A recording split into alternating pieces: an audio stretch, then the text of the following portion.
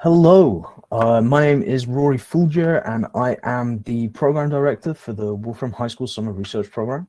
And today we are going to hear from a few of our students from this previous summer, about the fantastic projects that they did over the course of the summer. And it's going to be a lot of fun. We're going to hear about biology and linguistics and physics and all kinds of random different types of projects that the students have been doing. So just as a little bit of background about what this program is, so we have about 70 to 80 students aged 13 to 17 who come hang out with us for 2.5 weeks in Boston over the summer.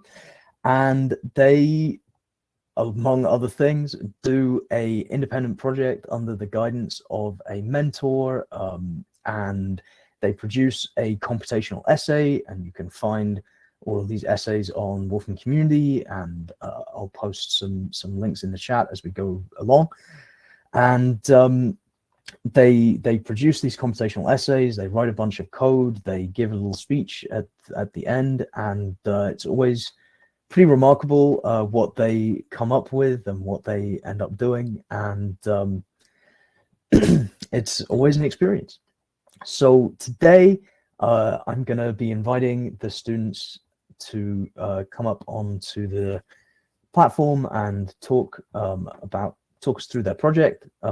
So our first student is Arne.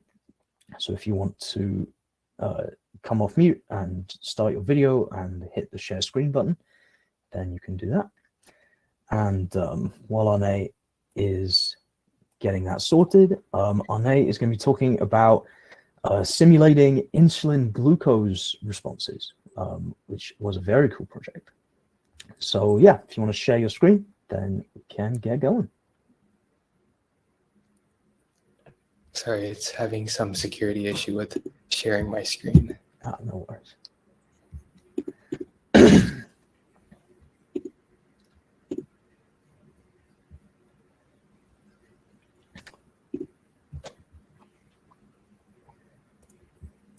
But yeah, so while Arne is doing that, I'm just going to put 1 or 2 links into the chat for people to have a look at.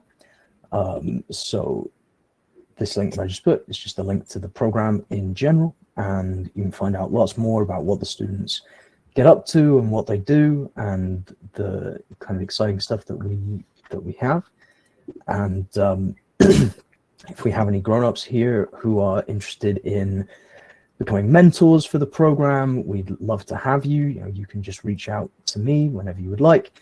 And if you have any teenagers, any students you think would be a good fit, then we'd love to have them. And the application's just opened, so that's very exciting. Okay, I will hand over to Arne. Thank you. Great. Thank you, Rory. My name is Arne Garyan. I'm a senior at Park Tudor High School in Indianapolis, Indiana. My project was an automated insulin dosing strategy in people with type 1 diabetes. So type 1 diabetes is a chronic condition where the body stops producing insulin through the pancreas, and so patients must manage their own blood sugar following meals and activities using insulin injections. Precise insulin dosing is critical, as too little insulin will lead to hyperglycemia, meaning your blood sugar is way too high, and too little from a high insulin dose will lead to hypoglycemia, where your blood sugar is too low. And so when you dose insulin, the typical ways to do so are quite inconvenient, where you have to look at how much you ate, what kind of food you ate, and then plug it into a table or a software that tells you how much insulin to take. And so my aim with my project was to design a system where the only thing the user would input is the time of their meal, and then it would automatically regulate their glucose through insulin dosing. To do this, I first built a pharmacokinetic pharmacodynamic model. Pharmacokinetics is how a drug is absorbed, distributed, metabolized, and eliminated in the body.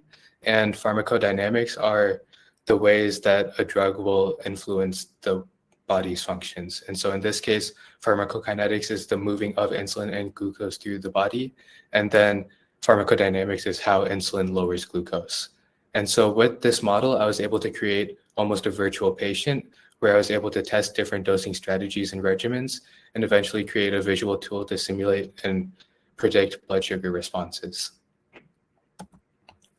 So my PK/PD model was a multi-compartmental model treating different molecules of glucose and insulin as molecules just traveling throughout different imaginary compartments in the body. Some of these included glucose compartments and insulin compartments for both absorption and distribution. I also had some more variables where the body creates glucose on its own, and so that's endogenous glucose production, volumes of distribution, and then elimination and distribution rates of those particles moving between the compartments, and then the effects of insulin on glucose distribution, disposal, and endogenous glucose production, and also insulin sensitivities. After implementing my model writing out the equations and then solving them using the Wolfram function ND-solve, I was able to create interpolating functions graphed as time series and analyze them for plausibility. So on the right here, you can see that I'm increasing and then decreasing meal size. And with that, this virtual patient's glucose level goes up over time, or it just stays flat when they eat nothing. And then this was a quick manipulate I made so you can see that change. And then I did the same for insulin dosing, where as you decrease the insulin dosing, the line goes flat because there's no insulin. But when you increase insulin dosing, here they enter hypoglycemia. So my goal was to both prevent hyperglycemia, which isn't too bad, but also avoid overdosing insulin, which would cause hypoglycemia, where patients might pass out or have dizziness or have slight hallucinations. And so with this model, I was able to simulate different situations. On the right, you can see where I dose 2,000 milliunits of insulin, no matter what, and then the patient eats 0, 40, 80, and so on amounts of food. And so with this, I was able to look at some key metrics of the glucose time profile, where I looked at area over the steady state, meaning their typical glucose level if they don't eat any food, their area below steady state, their area in hypoglycemia. That's the most important factor because you want to avoid that at all costs. And then their max change in glucose, time in hypoglycemia, time out of range, and time out of tight range. Those time out of ranges are mainly for looking at the model. It's not really used to evaluate the model. It's more something that clinicians and other people like to look at to sort of measure if someone's glucose is under control or not. Then I plugged some of these metrics into a quick function where I weighed the different variables and created an objective function ranging from 0 to 1, where the smaller the score is, the better it is. So the metrics on the left converted to the score on the right. After that, I developed a novel dosing regimen where right when the patient eats their meal, they simply press a button. With that, I decided for this virtual patient, the safest dose to give them immediately is 2 units of insulin. So theoretically, even if they don't eat any food, they get these 2 units of insulin, which won't take them into hypoglycemia, but is also enough to prevent extreme hyperglycemia if they eat a big meal. And once they take those 2 units of insulin, I wait 30 minutes, look at the continuous glucose data from the mealtime to those 30 minutes, and then I use a linear relationship between area under the curve or exposure to glucose for those first 30 minutes and link that to an optimal insulin dosing amount. And so that was using functions like n-minimize, where you can minimize that objective function score I created, and then link that to the area under the curve of glucose up until that point. With all of this, you can see on the left is no insulin, on the right is giving the optimized dosing. So on this one, it's 0 grams of carbohydrates, meaning the person didn't eat anything. You can see the line gets close to the bottom, meaning they almost enter hypoglycemia, but they actually don't. If they eat a larger meal, the left is if they had taken no insulin versus the right where they receive my optimized dosing. You can see that the curve stays much lower and is overall healthier for the patient while not taking them into hypoglycemia. And then the same for a 180-gram carbohydrate meal. Furthermore, I created an interactive tool where you can specify meal size, your insulin infusion, and different insulin doses, and also receive the optimal dose. So you can drag these sliders around and figure out what scenarios would be healthy or unhealthy for a patient. You can also see the different plots of glucose levels, insulin levels, glucose flux, meaning the amount of glucose leaving the body in renal clearance, or glucose being urinated out of the body. So you can drag the different values. You can see the overall glucose profile in the middle, and then you can also see that table I created before for that certain profile. And then towards the end of the program, I realized that there's this function called system model, where it's using system modeler in the background, but it allows you to solve differential equations very efficiently in this for compartmental models. And that would be a direction this project could be taken in the future, where instead of using NDSolve, I use system model. And finally, some more future directions would be to implement it over different populations instead of just one virtual patient, use individual CGM data to personalize for a virtual patient, test different kind of control algorithms like PID or model predictive controllers, or to incorporate more nutritional factors like protein, fat, and fiber. And then I'd like to thank Dr. David DeProda. He was my mentor during the program, all the TAs, program directors, and other mentors at WSRP, and Professor Haidar for introducing me to the world of type 1 diabetes. Awesome, fantastic. So the Q&A panel is open in the side if anybody has any questions. But Arne, what was the most challenging or craziest thing that you came across during this project? I think one thing was sort of going about the project where at the beginning of the program, I had barely used the Wolfram language. Wolfram rang a bell only like Wolfram Alpha for solving math problems. And so taking my very minimal knowledge of the language and being able to do so much with it within 2.5 weeks was pretty interesting to me. Oh, yeah. Okay, awesome, fantastic. Okay, next up in our speaker list is Sarah. And Sarah, if you put your hand up in the bottom right hand corner, then you should be able to request speaker. Perfect. And you can turn on your camera and microphone and share your screen. And Sarah is going to be talking to us today about DNA knot dynamics, which is very cool. Okay, let's Sarah get set up. Can you see that? Yes, fantastic. Okay. Great. Hi, everyone. My name is Sarah, and my project was on modeling DNA knot dynamics. So DNA knots are actually fairly common in chromatin, especially in cell replication. And while they're often resolved by topoisomerase, when they're not, it can lead to things like DNA damage and even cell death. So this kind of study about DNA knots can be especially helpful in certain fields like oncology, where you might want to especially induce cell death in cancerous cells. So the purpose of my project was to make a physics-based simulation of a knot along a chain of DNA segments that could then be studied for its motion and its tendencies.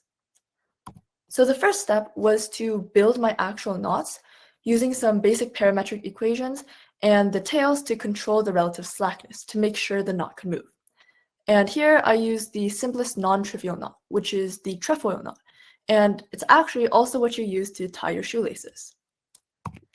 And to get the actual physics-based simulation part, I had to write some collision detectors, which first I wrote a broad phase collision detection, which was essentially a rough estimate of the distances between different segments, where I would calculate the relative distance between each endpoint of a line segment. And only if this minimum distance was less than a certain value, I would then move on to narrow phase collision detection, which is a lot more computationally expensive since it's calculating the true minimum distance. And by doing this, I can reduce the overall time that it takes to fully compute my model.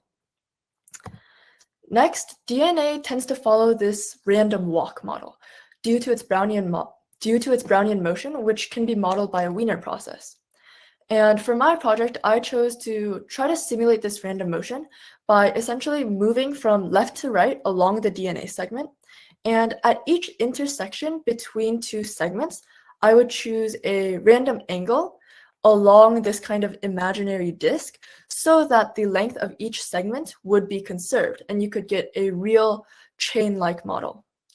However, if after 50 times that I would retry each angle if a collision was detected, if there was still a collision after 50 times, I would then just kind of give up and put this segment just in the same spot, because this means that it's already in a pretty tight position.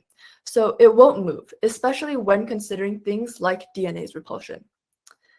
And with those basic steps in the way, we can get to our first simulation. So this was the first iteration of my model, and you can see I haven't done any DNA actual knot detection yet. And right now it's purely physical. But to be able to track where my knot is moving and if it has any tendencies to go like forward or backwards, what we need to do is figure out how to detect a knot. And this is a pretty famous problem known as the unknot problem, which is essentially where you're trying to detect a knot versus an unknot, which in our case would just be a straight line. And this problem is often solved by using things called knot invariants, which are certain characteristics that are unique to each type of knot. So by comparing the invariants, you can figure out if this is truly a knot or just an unknot, which can be untied. But partially due to a lack of time, as well as kind of an attempt to reduce computational complexity, I chose not to use really any already made knot invariants and instead make my own. So what I would do for my own knot invariant was to project each knot onto several 2D planes, and upon which I would then find each crossing and encode them to a unique string that would be characteristic to my trefoil knot. And by identifying the encoding, I could then track its motion and where it really was. So for projecting the knot onto 2D, I would project the 3D knot onto the X, Y, and Z planes, and as well as the X equals Y, Y equals Z, and X equals Z planes. And this was to ensure that I have a full picture of where this knot exactly was. And after I projected my knot, I could then start to identify the crossings in each 2D projection. And by comparing the relative heights, I could classify each crossing as an over or an under and label them with the appropriate DNA segment that it was on. And by doing so, I would make this kind of code or a string of letters and numbers.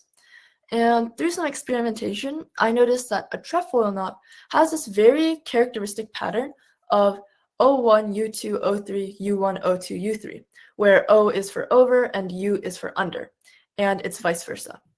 So by comparing the codes that I would get from my projections to this characteristic string, I could then classify where exactly this knot was.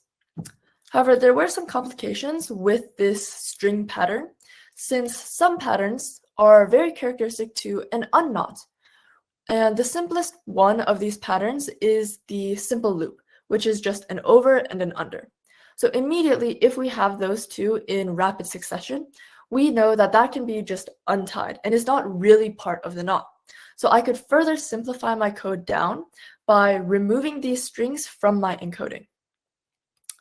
And by doing so and checking against the signature trefoil knot code, I could then see where my knot actually was and track its motion, where I would classify the size of the knot as the distance where it was the first crossing and the last crossing.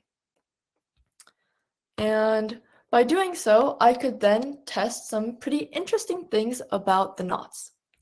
So these knots, while I did several tests, these were just some of the most interesting results that I found. So over 100 trefoil knots on 300 time steps, the average trefoil knot tended to decrease by 2.655 segments in size, which suggests that in real DNA, when you have these extremely long stretches of segments, these knots will eventually get smaller and smaller, eventually to the point where it may not be able to even be spliced by topoisomerase at all, which would then inevitably lead to that cell death I was talking about earlier. And another interesting thing I saw was this comparison between increasing the tail length versus increasing the knot size and its effect on the absolute knot displacement. So if you can see over here, I would increase the amount of slack in the tails, which would be more realistic to a real DNA knot, since DNA is incredibly long and these knots would be able to travel long distances along it. And over here, this would be a larger knot on a smaller piece of DNA just to see how they would compare. And we can see their relative motion. And both of these variables did have a positive correlation with the absolute knot displacement. However, the increasing tail length had a stronger Pearson correlation than just increasing the knot size, which suggests that along these super long stretches of DNA, these knots may be more mobile than we thought, instead of just being stationary along the helix. And another thing that I wanted to test was to simulate how knots might form in just a regular piece of DNA. So what I would do is I would simulate 70 segments of DNA across 1,000 time steps. And you can see over here, it isn't really doing much in terms of forming a knot. But over at the ends where I fix these points, it's starting to loop in on itself, which might suggest that on a longer interval or a longer chain, you might actually get a knot. And though this test wasn't exactly successful, we did find a limit to the model, since after this 70 segments long 1,000 time step interval, our model began to significantly get slower in terms of computation. And upon improving the model, we may be able to see real knots being formed. And one of the last things that I wanted to try was to test if my model was applicable to different kinds of knots. For example, the next most non-trivial knot is the figure 8 knot. And you can see I would model the 3D figure 8 knot, again using parametric equations, and I would identify the exact encoding and the string that these figure 8 knots tended to have. And you can see over here, this was my successful simulation of a figure 8 knot on a relatively short piece of DNA. And you can kind of see over here that the figure 8 knot is much more mobile than the trefoil knot, which partly may be due to these large loops. So as it gets closer, it may in fact be able to kind of untie itself as it reaches these ends. But overall, this study was very interesting and found quite a few kind of fascinating characteristics about these knots. And in the future, what I really want to do is to start incorporating real knot invariants, such as the Alexander polynomial, and find ways to reduce its computational complexity, as well as actually be able to start simulating the real DNA repulsions among different strands. And in this way, we could then be able to further simulate real DNA knots that might truly be helpful in applications like chemotherapy. Thank you. Amazing. Thank you, Sarah. Well done. Very, very cool. So Q&A panel is open if anybody has any questions. But what was the most challenging or thing that you accomplished? I think for me, the most challenging thing was first finding these crossings and how these knots would actually look in real life. Like, I remember carrying a piece of string with me everywhere just to be able to kind of see what a knot would look like in real life. But after I got my head around it, it became one of like my favorite projects, I think. Awesome, fantastic. Was there anything that was surprising to you as you were going through? Honestly, I was surprised I could actually find trends in the knot motion, especially with that difference between increasing tail length versus increasing knot size. I found that really interesting because that's applicable to the real world. So I thought that was cool. Awesome. And Jason asks, if you were to continue, what would you like to do next? One of the things that I thought was kind of cool is I actually read a recent study about different ways to identify knots, like using neural networks based on the projections.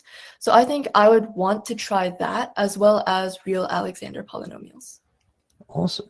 Yeah. And final question, William asks, what improvements would you make to the knot recognition? So like I said, I think I would want to go to actual knot invariants and find a way to make them a little bit less computationally expensive, as well as kind of improve my collision detection to get past the edge cases when it reaches the end of the segment. Nice. Awesome. Very cool. Thank you so much, Sarah. Next up, we have Kavya, who, if you click the raise hand button in the bottom, then you should be able to join in. Perfect. And then you can turn on camera, microphone, and share your screen. And Kavya is going to talk to us today about visualizing the problem of distributed consensus for environmental attitudes, which is very cool. Okay, are you ready? Yeah. Can you hear me? Yes, we can hear you and we can see your screen. Perfect. Okay. So, hi everyone, I'm Kavya and my WSRP project was on visualizing the problem of distributed consensus, specifically applied to the environmental attitudes of people. So, to introduce my project, it basically aims to analyze which conditions can result in a certain type of consensus or which are the most efficient and take the least amount of time. It also applies the principles of the problem of distributed consensus to explore environmental attitudes in human communities and social networks. And later on, I also explore how to optimize these social networks in order to not only make them reach consensus, but achieve a desirable outcome, as well as trying to make my social network as closely resembling actual human networks as possible and making them as accurate as possible. So what exactly is the problem of distributed consensus? So it basically arises in any network system where multiple autonomous agents or nodes have to agree on a single data value or a certain range of data as seen in my project. And in order to represent a social network or community through a graph in my project, I basically decided that each node would represent a person and the edges would represent their direct connections with their nearest neighbors. And the reason I decided to do this is to try and emulate human behavior where your direct connections or the people you'll be influenced by were the people that you actually interacted with on a daily basis or were within a certain radius of you. I then randomly assigned a random environmental concern value between 0 and 1 to each person. And this is the main characteristic that I investigated through my project. And based on several behavioral models that already exist, I decided that the threshold for being environmentally conscious or having that concern is 0.5. So to begin, I took a small 100 node network community graph with an unbiased even 50-50 split between red and green nodes. So people's attitudes tend to be influenced by all those around them, and this can be called peer influence. So in order to emulate this peer influence for my consensus simulation, I created a function using the formula of distributed average consensus with least mean square deviation. And basically what this does is that it calculates a new environmental concern value for each node or person using those of all of its direct connections in each time step. And this process is repeated across each time step until consensus is reached or until a limit is crossed, which means consensus has failed to reach. So let's look at the simulation on this initial network graph that I created. This took 426 time steps, and we see that the red color is slowly spreading across the network until all of them become red, meaning this would technically be an undesirable outcome since all of the people in the end end up not having any environmental concern. So I decided to plot the red and green nodes over time to kind of see the progression of the community. And I did this using 5 simulations, and I also plotted the average. So we see that one of these simulations is actually failing to reach consensus since neither the red or the green nodes are reaching 100% or 0%, which was interesting to me considering that this was a pretty small network and also there was no bias. It was a 50-50 split. So I decided to look at the stabilization time step for this, which is basically the point at which the environmental concern values in the community stop changing. And we see that there are probably 2 reasons for why it was not able to reach consensus. So firstly, we see that the bridge in between why the green color is not being able to spread is met with an extremely tightly knit cluster of red nodes. So this would represent a really tightly knit community, which would be harder to kind of nudge, as well as we see really high opacity values. So it means that it's already highly opinionated. So in combination, these factors kind of make it really hard for the green color to spread and to change these people's opinions. So I then decided to kind of look at different types of societies. In real life, we don't always have wholly interconnected communities. There are sometimes disconnects or factions or fragments, so to say, in certain communities. So I first decided to do this on a social network that has 2 almost equally distributed communities. And we kind of see that each of them have been able to reach consensus within themselves, but one is green and one is red. So overall, it's not being able to reach consensus. A similar thing happens in a social network with 3 factions. The majority does reach green, but the disconnect doesn't let overall consensus occur. And if you plot the green and red nodes over time in both of these, we kind of see that there's very little deviation actually in the green and red nodes from the start, but it's just that they're kind of the inverse of each other, increasing and decreasing in the same pattern. So I also decided to look at a social network in which has one completely isolated node. So this would be a person that is pretty disconnected from society. And we see that it's not just the isolated fragments that have caused the consensus to not be reached. We see that within the main community itself, or the central one, it's not been able to reach consensus. Half of it is green and half of it is still red. So that was a really interesting graph for plotting the green and red nodes over time. For this particular one, we almost see a kind of geometric progression in terms of how the green are increasing and then decreasing, and the red are doing the opposite. So that was looking at the different types of societies. I then decided to look at what does consensus actually mean? Like, if I have a red consensus graph, what are the actual environmental concern values at the end of that consensus? Are they really strong opinions? Like, are the red values really low and the green values really high? Are they very close to the threshold? So we see that in a red consensus graph, the values are around 0.48 to 0.49, which is obviously really close to the 0.5 threshold. So they can be very easily nudged upwards to green. But if we look at the green values overall, they're slightly higher than the threshold as compared to the difference in the red ones. So this would mean that they're harder to nudge back down. So this could kind of tell us that it's difficult to lose environmental concern once it's been gained. So it kind of represents how the human psychology works as well. So this led me to the question of, is this consensus that's really been achieved, or is it just kind of the minimum energy or path of least resistance? So after taking the green consensus graph, I tried to optimize this result as much as possible.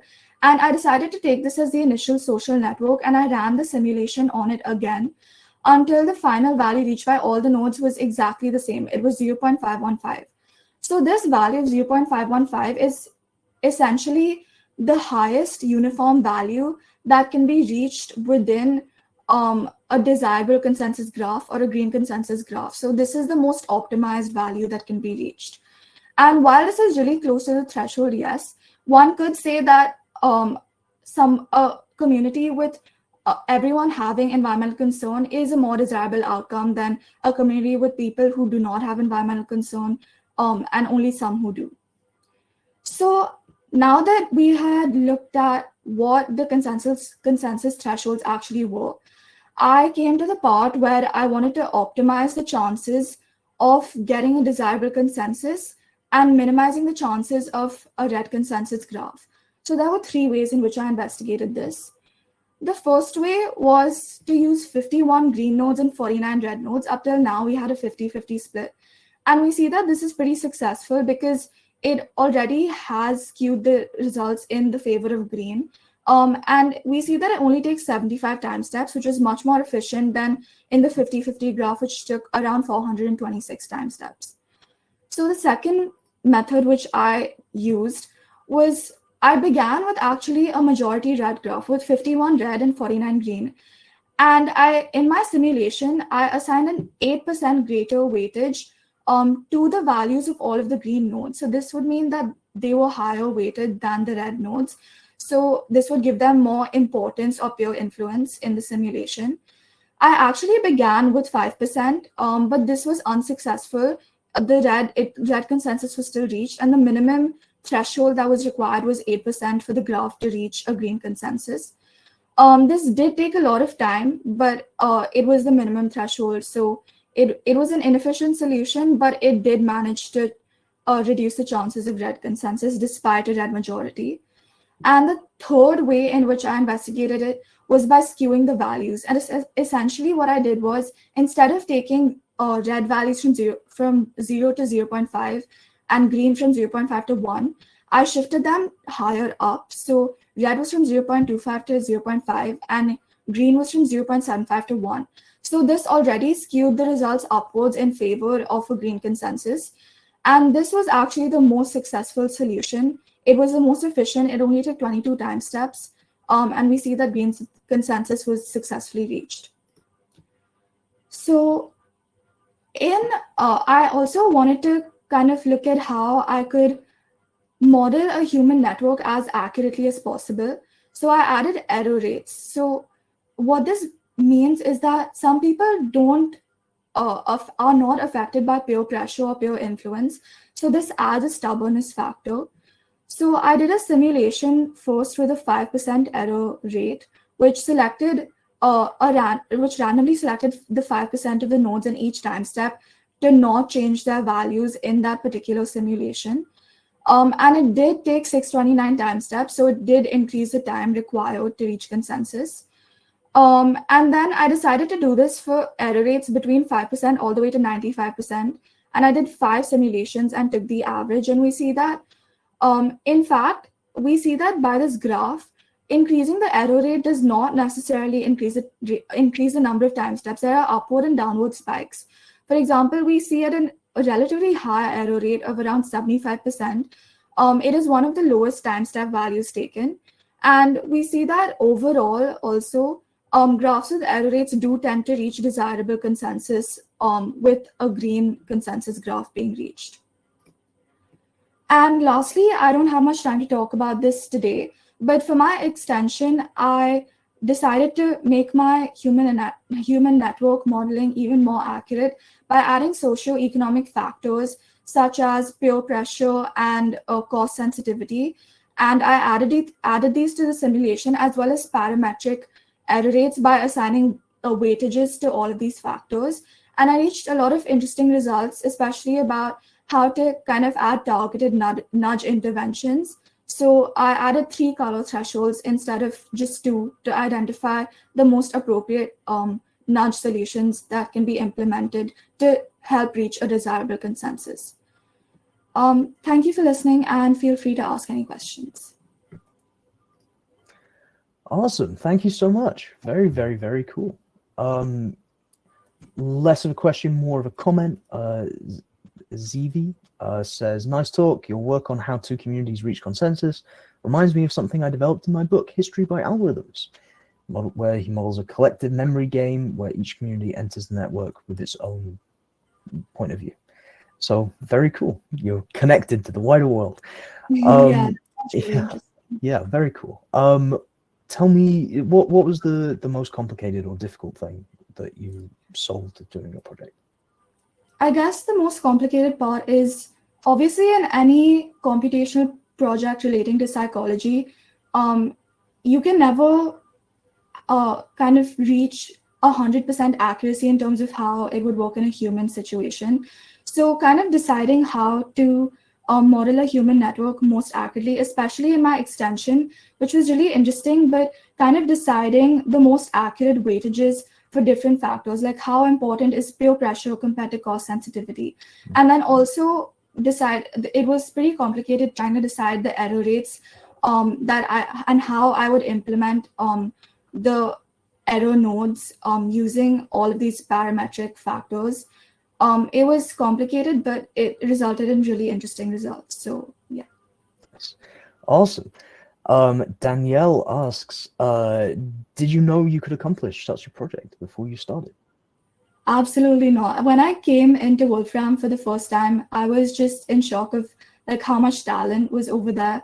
And I thought like my project's probably going to be really basic compared to everyone's, but with the help of my mentor, with the help of my like the entire community, I was actually really proud of what I was able to achieve, and the entire environment just kind of facilitated a really interesting result and output out of my project. So yeah.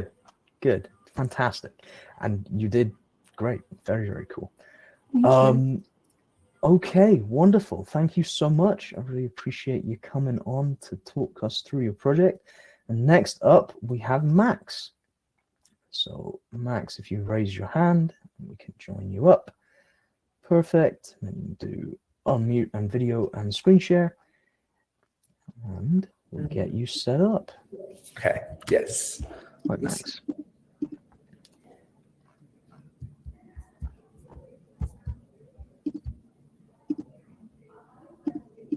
Wait, how can I start screen sharing? There should be a big button down at the bottom that says screen share. There we go.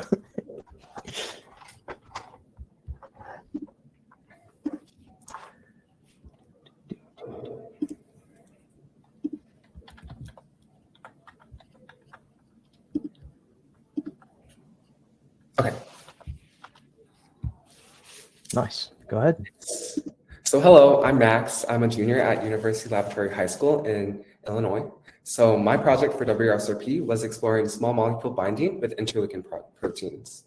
So I'm just going to get into it. So my goal of the project was just developing a rudimentary system for small molecule to protein binding using the interleukin family of proteins. And so what that means is I'm developing a method in Wolfram that allows for a molecular mechanics force field optimization or a quantum chemistry computation to analyze how a small molecule will interact with a protein. And so this is similar to what molecular dynamics or MD simulations do with their molecules, except the cool thing with Wolfram is I can introduce more complex quantum computations if I want. And so what I focused on was interleukins. And so they're a group of cytokines. So that's just like a term for small-ish proteins involved in cell signaling.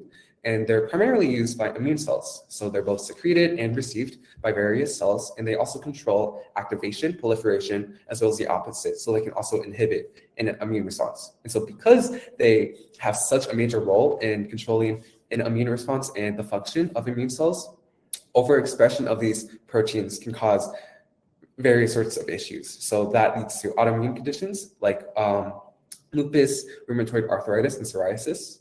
And so you can see on the bottom right is interleukin 8, which overexpression of can cause some of those conditions. And that's the interleukin that I primarily focused on. And so one way to address this overexpression and try to treat the autoimmune condition is to identify a small molecule inhibitor that can bind to the interleukin. And if it binds to it, hopefully it can then inhibit parts of the immune response by restricting the signaling pathway to the immune cell. And so you can see on the left is lanreplaninib, and that was a small molecule that was identified in previous literature as a potential drug candidate for inhibiting an interleukin 8 protein response binding with its receptor. And so the way that I tested the binding was I created a molecule complex that combine the small molecule with the protein. And so I developed a tool before that to essentially process the amino acid residue information provided from the protein data bank file that I import in. And I highlighted the actual molecules on the protein that are the residues. So I can select specific residues that I want to look at and see where that actually appears on the surface of the protein. And so highlighting those residues allows me to visualize essentially where potential hotspots may be. And so those are areas that have potential for a small molecule to bind to or other objects to bind to it, just chemically. And so that is identified in previous studies. And I can also identify the actual binding site that was observed between interleukin-8 and its receptor, which is expressed on the surface of the cell. And so visualized here on the right is highlighted of the actual binding site that binds to its receptor. And so if a small molecule were to bind into that site or close enough to that site, then it could potentially restrict the protein binding to its receptor and essentially inhibit the immune response. So now that I have my amino acids visualized, I can now move around my small molecule. And so the way that I do this is both systematically or assigning coordinate values, or I can also visually move it around. So you can see on the right is an example of that. So that really long chemical bond to the small molecule is made by me. And so I'm just using that bond and modifying that bond to adjust the position, the angle of where the interleukin will bind to. And so once I have the small molecule in a place that I want to test, I can apply an energy minimization or an optimization function using a molecular mechanics force field to the molecule object. And so what that optimization will do is it'll adjust the position of the molecules and then compute the potential energy of the system. So it'll move like this molecule to the left or that molecule to the right, and it'll keep on doing that until it finds the lowest potential energy, so the most energetically stable environment. But the issue with this is a protein, as you can probably tell by how complex it is, it has multiple different hotspots. And so while it may end up at an energetic valley, it may not be the smallest potential energy. So not the actual biggest value in magnitude. And so the way that I address this is I can make multiple educated guesses for where the protein may end up binding and then test those hypotheses by the energy optimization. So I'll need to test multiple different areas around the protein and then optimize its connection, its binding to the protein to test which binding site is actually the most energetically stable. And so the result of that process, so I ended up with this binding. So you can see the small molecule in purple bound to the protein. And so you can also see how it sort of hooks onto the side of the protein. And that signals that there are sort of those chemical bonds happening that makes the system more energetically stable. And you can also notice that the purple small molecule actually binds to a similar pocket as the identified binding site of the protein, which is on your left. And so because it binds to a similar site area, that signals that that lanreotide is a potential inhibitor for interleukin-8. So that's pretty cool. And so from the system in the future, so I can create a new sort of streamlined way to systematically test the optimization of the molecule for multiple different directions. So what I did was I just tested on places where I thought it could potentially bind, but I can also develop a new tool that can just sort of push the small molecule around in all of the different orientations around the protein, and then sort of in these intervals find the most optimal binding of the molecule. And what I can also do with the most energetically stable position is I can use some quantum chemistry to optimize the exact binding of the small molecule to the residues that it forms hydrogen bonds with. So I'm essentially going to take a slice of my protein pie that is the amino acids that are directly forming some sort of bonds with the small molecule. And then so with that slice, I can now do some more finer optimization to fully understand how the small molecule actually interacts with the protein, and sort of the actual chemistry behind why this is the most energetically optimal area, and also why the properties of the small molecule that makes it bind to that area well. So that was my project. Thank you, and free for any questions. Perfect. Thank you so much, Max. That's great. So first question in the chat is, if you wanted, and this is from Jason, if you wanted to model the binding at a different pH, what would you change in your workflow? So actually this was a topic that I looked at. So originally proteins, when it's imported from the protein data bank, they can either be inside, they can be essentially, they can have residual water molecules stuck in it. So changing the number of hydronium ions in the solution, or putting the actual protein in solution, could be a way to test different pH levels of the protein. Very cool. Awesome. Great. What was the hardest or most challenging thing that you did in this project?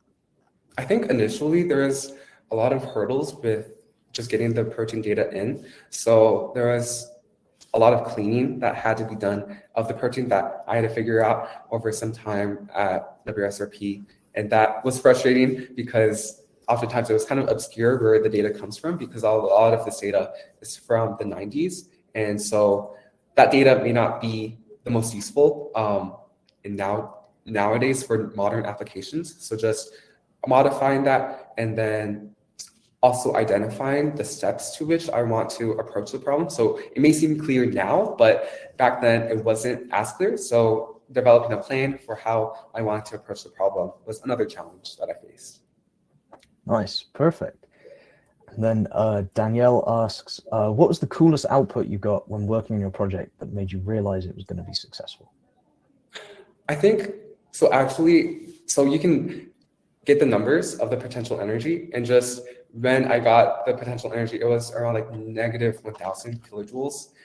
That was very exciting for me. And that was sort of just showing that, yes, this does have, this optimization did produce a binding that was, energetically stable. Nice. Awesome. Fantastic. Well, great job, Max. Thank you so much for presenting your project to us. And next up, we have Eileen, who can press the hands up button on the bottom right to be added to the thing. And then you can do camera and microphone and screen share. And Eileen is going to come talk to us about modeling Cryptococcus neoforums, which I'm sure she will be able to tell us how that's actually pronounced. And then we'll keep going on that. Hi, Awesome. Could you hear me? Yes, I can. Great. Yep, and then you can share your screen. Is this a good view for everyone, I guess? Yeah, just hit the slideshow button. Okay, go for it. Okay, hi, my name is Eileen, and I'll be presenting my Wolfram summer program, research on analyzing metal interactions with Cryptococcus neoformans. And I'll just start by introducing the problem. Because the Cryptococcus neoformans, which is abbreviated as C. neoformans, is a pathogenic yeast responsible for approximately 200,000 deaths each year worldwide, primarily in sub-Saharan Africa, where a lot of individuals suffer immunosuppressive diseases. And this fungus is particularly dangerous because it's a leading cause of cryptococcal meningitis. And one very unique property of this yeast is that it has on its polysaccharide capsule, there's a glucuronic acid, which is here, and then there's a carbonyl group, which I highlighted in yellow. That is a key protease factor that enables the yeast to evade host immune defenses, which means that our immune system wouldn't be able to react properly and modulate the responses. So it'll basically target a lot of like immunosuppressive patients and like basic pathogenicity, and that is bad.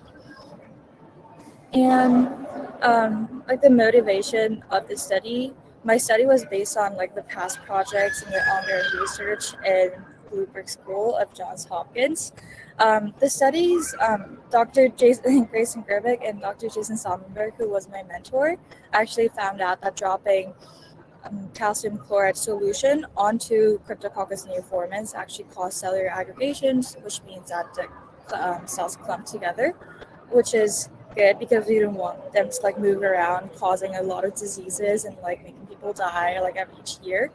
And it suggested that the negatively charged mannose-xylose and glucuronic acids, which are components of the Cryptococcus neoformans, by inducing negative charge to like carboxylic acid groups. So I wanted to explore that with substituting the calcium cation in the middle of the complex that causes aggregation with some different metal cations would have any effect on it.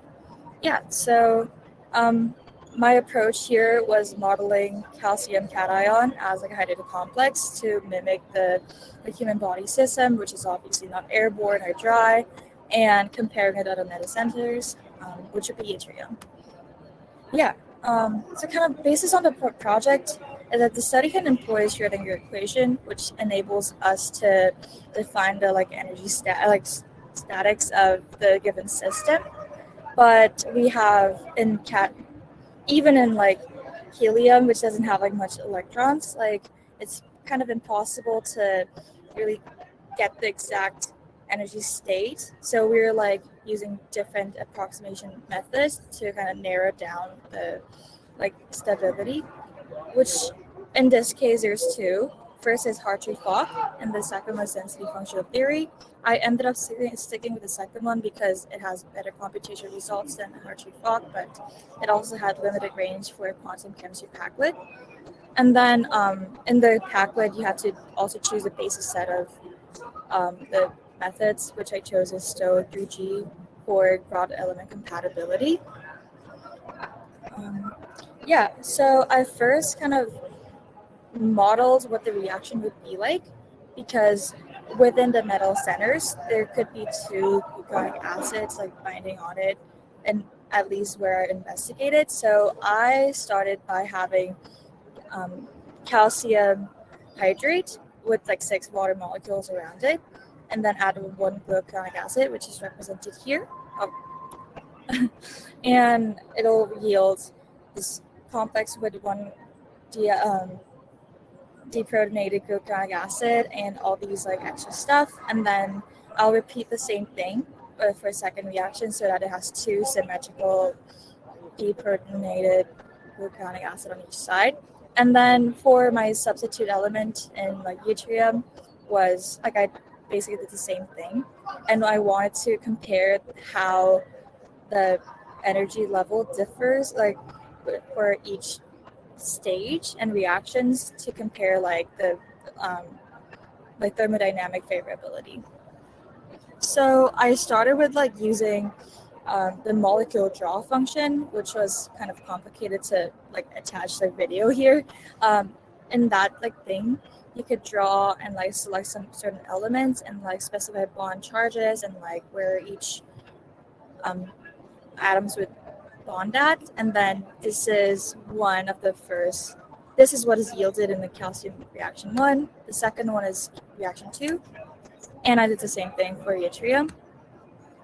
And what I've noticed is that the calcium complex's delta E was fairly nice.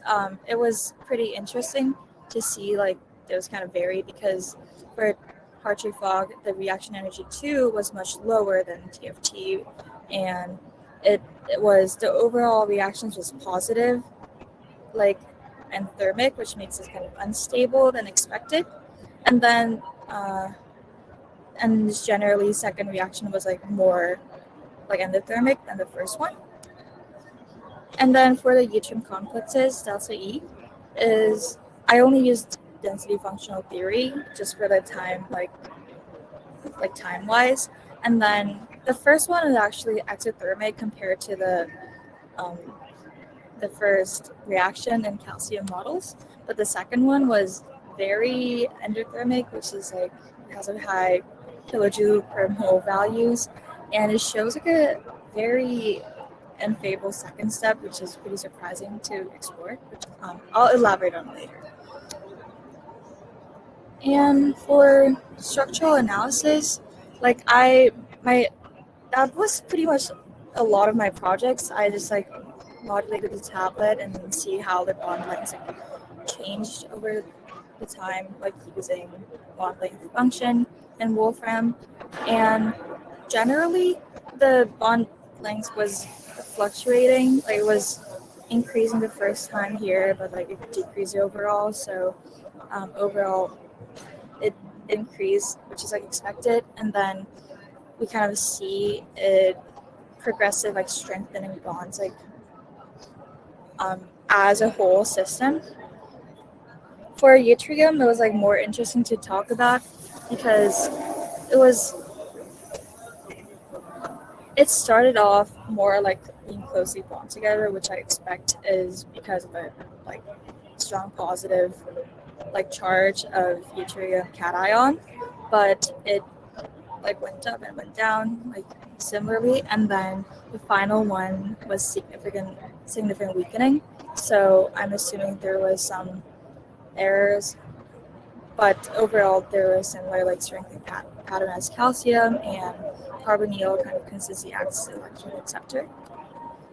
And more about the comparing like calcium and yttrium was that like general trend is that both metals follow like similar like coordination patterns, and initially it was like elongated second contraction, but regarding magnitude of structural changes, like calcium shows modest and generally stable fluctuations around 0.1 angstrom here, except yttrium shows larger like fluctuation and almost like reorganization in a way, up to 0.3 angstrom changes. And I've thought that yttrium has more loose coordination structure because it's like a bigger molecule. In terms of energetics, I thought that calcium has like both step endothermic with gradual like energy input, so which is more on the stable like expected mechanism, but yttrium has a first exothermic first step, but an extremely endothermic like second step, which I suspect is because it involves a lot of structural like strain or unfavorable rearrangement going on. And looking at the like particular bond, which is yttrium to oxygen to carbon, these show like significant destabilization upon like second gluconic acid addition for yttrium, and also like it's kind of like poorly modeled. Whether it's poorly modeled or poorly like done, I didn't think it was like very like favorable results here. Yeah, some biological implications I have analyzed is that like metal cations can kind of cross-link like gluconic acid like residues, like by as we have kind of observed and like suspect from the studies, and then endothermic binding suggests that energy barriers may like also regulate aggregation, and like hydration in this case like also affects significantly because the mechanism kind of abandons two water molecules each step, and selective aggregation was possible based on like available metal ions and the rearranged kind of composition of it, and potential like further strategies like ion mediated like aggregation inhibitors, and you could also like regulate and selectively model which metal cation to use based on environmental manipulation and like which one to like use more. And my like limitations was that the Stowe 3G was like the like minimal basis set, and for accuracy like I felt the need to use larger basis sets, and also density functional theory underestimates some correlation effects, and then it my model account for water molecules only, not in like saline like solutions or like continuum like solvation in a way. Also, I wanted to like employ a better approximation method, which was not available at the point of project to run the computations on. So like it might have been because of like unrealistic geometry or higher level methods, like all these reasons, but I wanted to like try again. So my future directions is like to employ like enhanced basis sets like these and advanced methods, potentially some like hybrid functionals or like the computation that basically takes forever to run in order to improve like accuracy and like assess what really went wrong in the second yttrium, and also potentially include more like metals like iron, cadmium, whatever, to like compare across multiple different like metals and improve solvations. And these are also like binding sites because I had like later found out that my configuration of gluconic binding and metal cation was also not optimal. So I wanted to like do like optimization again to really see which one would yield the best configuration. And yeah. I wanted to thank Dr. Jason Sonnenberg and Dr. Jason Gerwig, who like had like founded like the very basis of this project, and for their mentors, Erin Gillum and Rory Fulzer, who is currently here, and Megan Davis. Yeah, so that was pretty much the end of my presentation. Great, awesome, thank you, Eileen. So Jason has a question, which is, since your reaction energies were endothermic, positive, rather than exothermic, negative, that suggests a better model chemistry is needed. How would you change the calculations to do that? That feels like a Wait, could you repeat that? I could have I had a lag, so I couldn't hear it fully. Put that on the screen. Since your reaction energies were endothermic rather than exothermic, that suggests a better model chemistry is needed. How would you change the calculations to do that? I would find like probably within the DFT that we used, like find a like basis set that includes both calcium and yttrium. I don't think I've seen much more basis set that included like everything I wanted to try at that moment, and then compare between the two. And then I would also expand, like probably go back to Hartree-Fock to see if there's any significant differences in like calculations, like errors that could have been yielded, and hopefully I could find a better mechanism to incorporate like couple cluster or like kind of different like approximation method to like do that. And also I'd hope to like just use a better molecule representation that was actually at the like most stable configuration when gluconic acid bonds to the beta-cation. Awesome, very cool, very cool. What was the hardest, most challenging thing about your project? Probably like figuring out like where the quantum chemistry calculation went wrong. I was like also experimenting with like iron, zinc, and then basically elements of the same like group 2, except like it just keep popping the error, and then I didn't know why it was showing that error, like what did I do wrong, and like is it because of the like I wasn't modeling quite right and just having to like constantly monitor.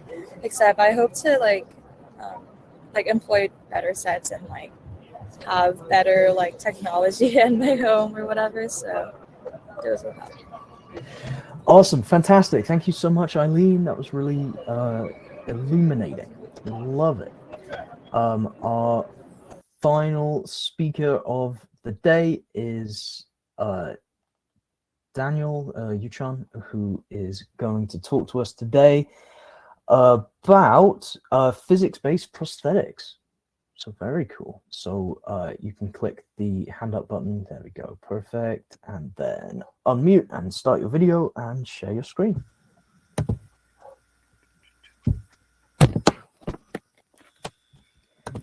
And I was hearing that you might be having some electricity issues, so we'll forgive you if the power goes weird. Yeah, the power here is right now Bad. Okay, and then share screen button at the bottom, and then you should be able to do that. Perfect. So, can you see it? Yes. That's great. Okay. Just give me a moment.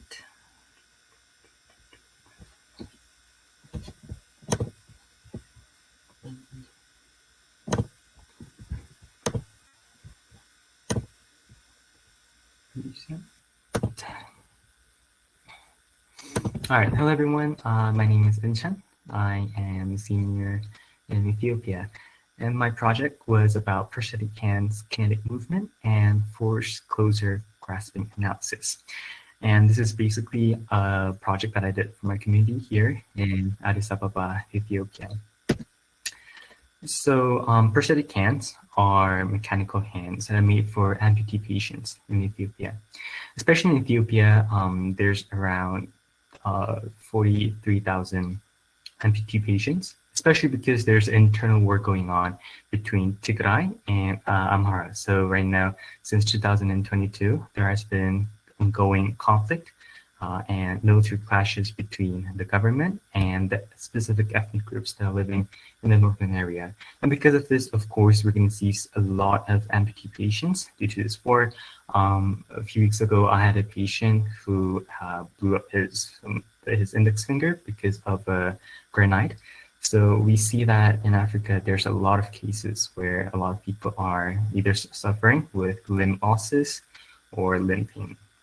So this led to my project of thinking of helping how we could actually support these amputee patients through a prosthetic hand.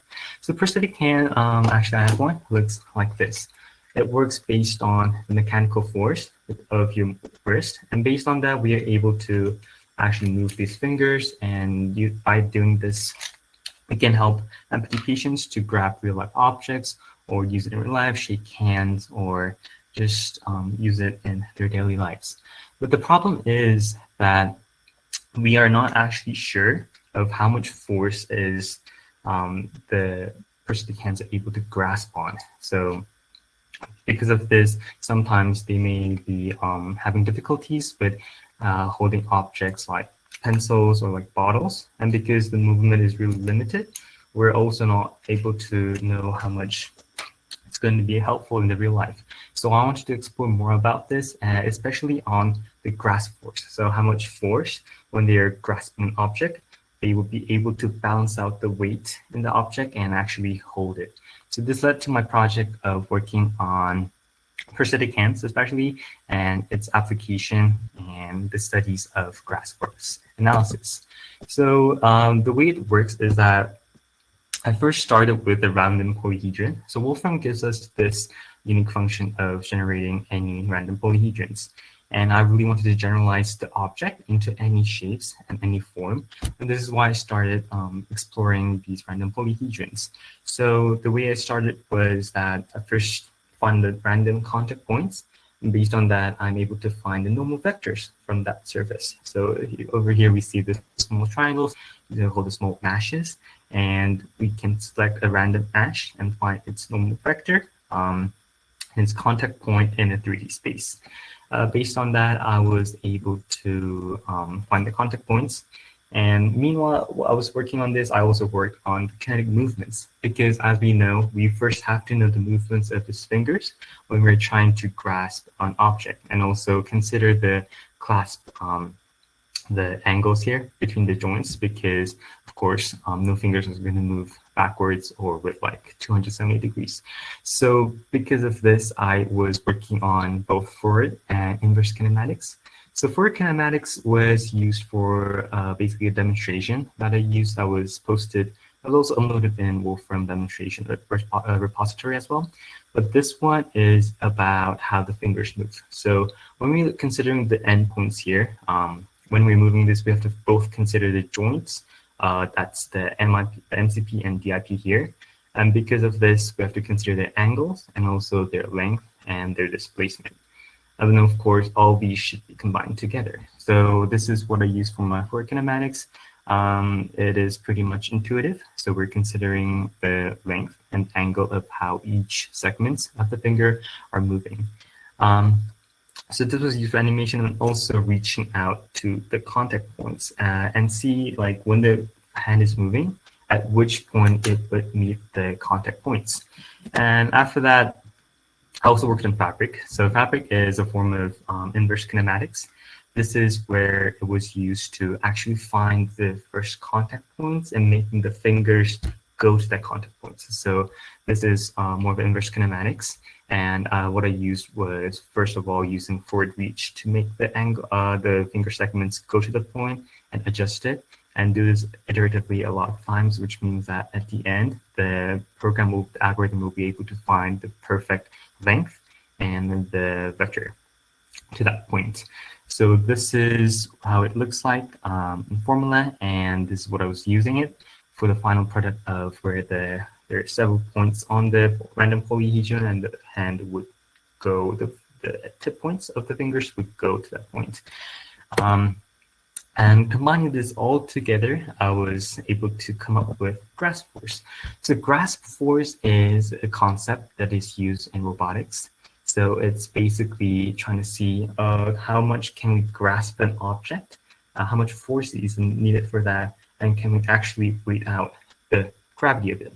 Because the whole point of grasp force is that we're able to lift up and grab objects mid-air and able to balance out the weight of that object.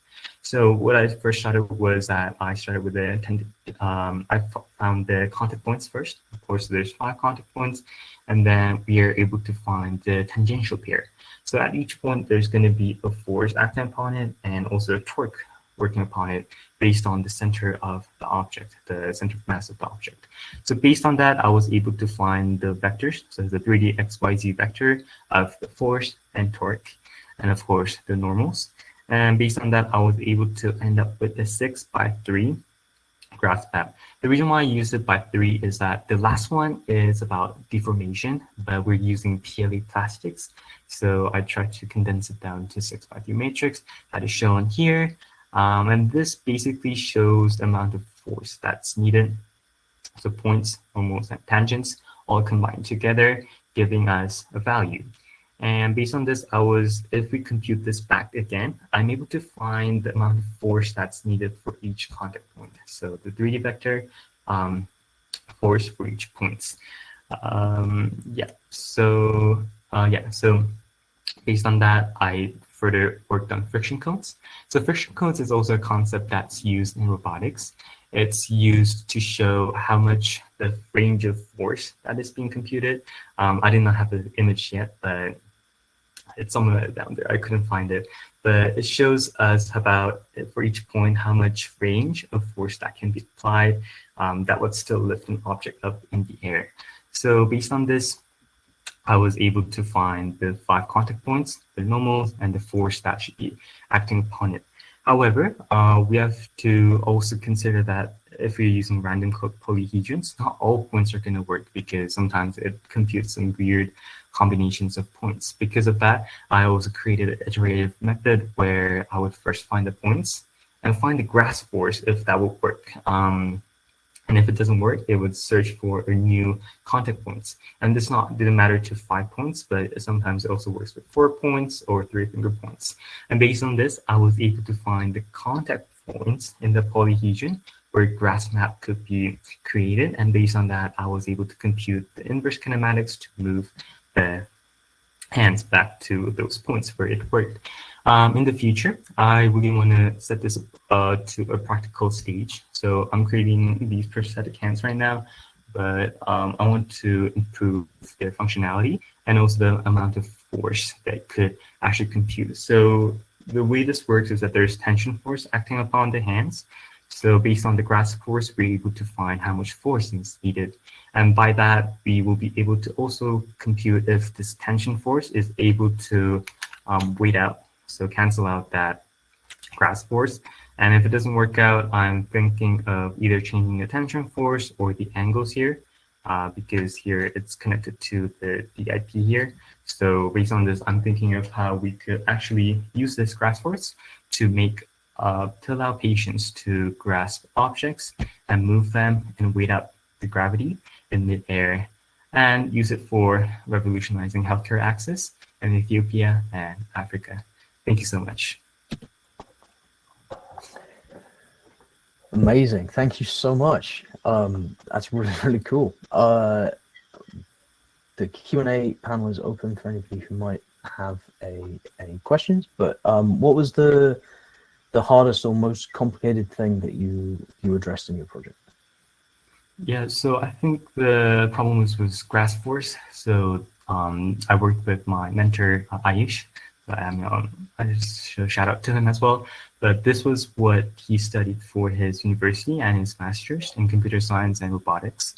So understanding the materials and the concept itself was quite difficult for me, as well as computing the fabric. So the inverse kinematics was also kind of difficult since I had to consider all of the joint angles, the length of the fingers, and the 3D vector that would end up at this specific 3D point. So computing that was one of the challenges that I had during the program. Nice, very cool. Jason asks, what would you do differently if you were going to redo the project today? I think that's a really good question. I think I wasted too much time working on the kinetic hands, so especially on the forward kinematics. So I would more focus on the theoretical stuff like the grasp force. And I think I would have also explored about manipulation, because in robotics, manipulation is an extended topic beyond grasp force. So based on that, I would first find the grasp force, and I would also try to compute how we could manipulate the object mid-air using these prosthetic hands. Yeah. Nice, very, very cool. Great, good job. Okay, fantastic. So that brings us to the end of our selection of our summer students for this year. Thank you so much for coming. I hope that you had a good time and getting to know the kinds of projects that our students have been doing. And as I said at the beginning, if you are a grown-up who is interested in maybe coming to be a mentor at our program, either in person for the summer or virtually during the semester, we would love to have you. Feel free to just reach out to me. And if you have any kind of 13 to 17-year-old kids who you think would have a great time at our programs, please feel free to share it with them. Applications open for our programs this week, and so we're excited to grab a new bunch of students.